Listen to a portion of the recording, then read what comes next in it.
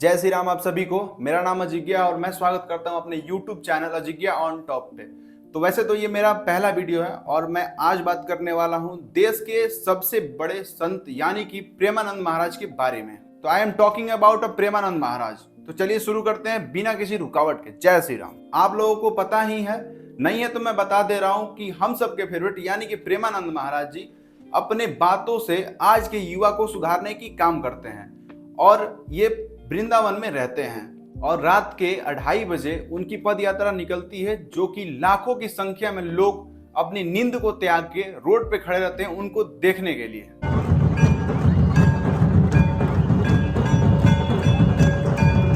माना यह जाता है कि आज के डेट में उनका दर्शन करना यानी कि श्री कृष्ण भगवान की दर्शन करने बराबर है। तो आइए आज हम बात करते हैं उस न्यूज के बारे में जिस न्यूज को सुन के मैं पर्सनली बहुत दुखित हुआ था। कुछ दिन पहले वृंदावन वासी द्वारा बाबा प्रेमानंद महाराज जी की पद यात्रा निकालने के लिए विरोध हो रही थी।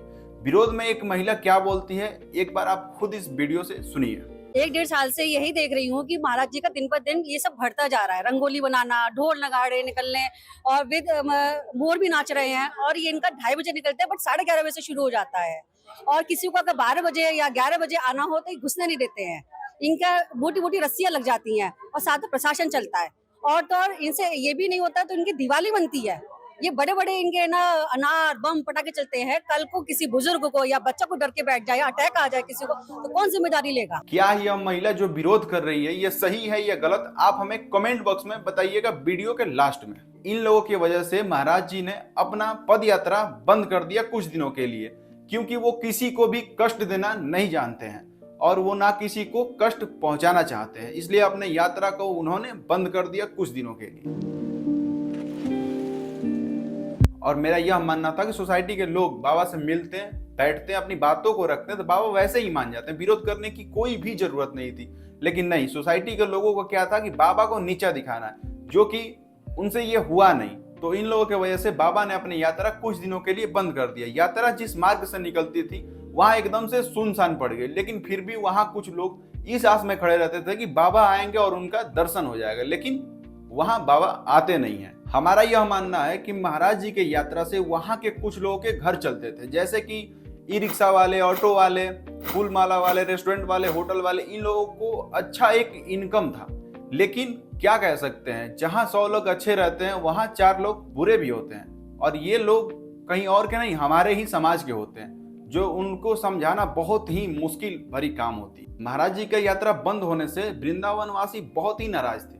बस उस सोसाइटी को छोड़ के महाराज जी का यात्रा फिर से देखने के लिए वृंदावन वासी बहुत ही बेताब थे। नहीं, हमको बहुत दुख हो रहा है। बेसिकली हम गुजरात से आए हैं, 1500 किलोमीटर की यात्रा करके उसके दर्शन के लिए आया है, लेकिन अनफॉर्चुनेटली लगता है किसी कोई लोगों ने विरोध किया है, लोकल लोगों ने, इस वजह से शायद वो नाराज होकर आज दर्शन नहीं दे रहे, ऐसा सुनने में आया है।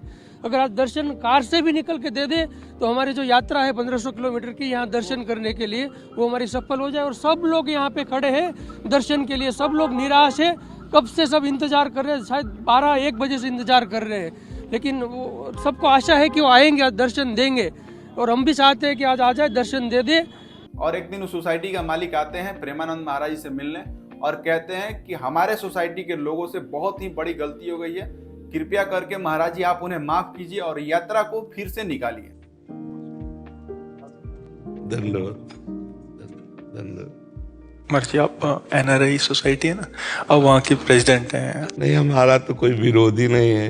देखो, हमारा कार्य है सबको सुख पहुंचाना।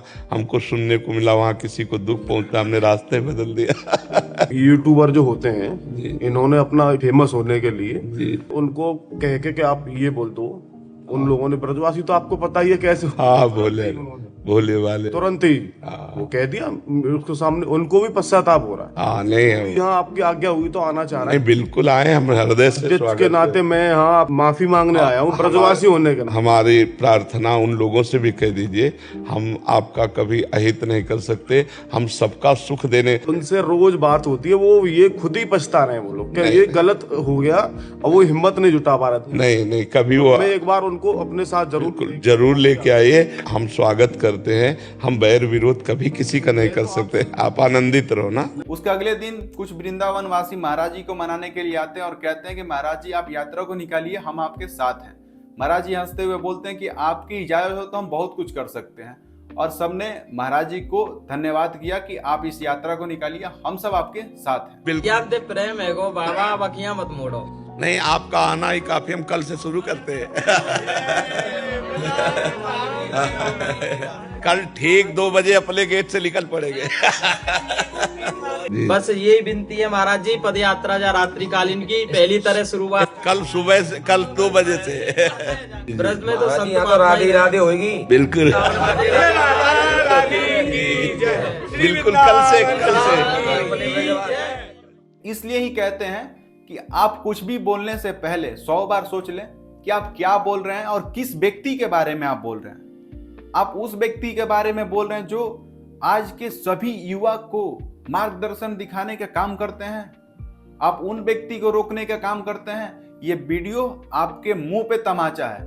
जिस लोगों ने हमारे प्रेमानंद महाराज जी का विरोध किया वृंदावन में, उनके लिए यह वीडियो उनके मुंह पे तमाचा है कि आप अपने धर्म के होके अपने धर्म को नीचा दिखाना, ये कहीं तक सही नहीं है। जय श्री राम।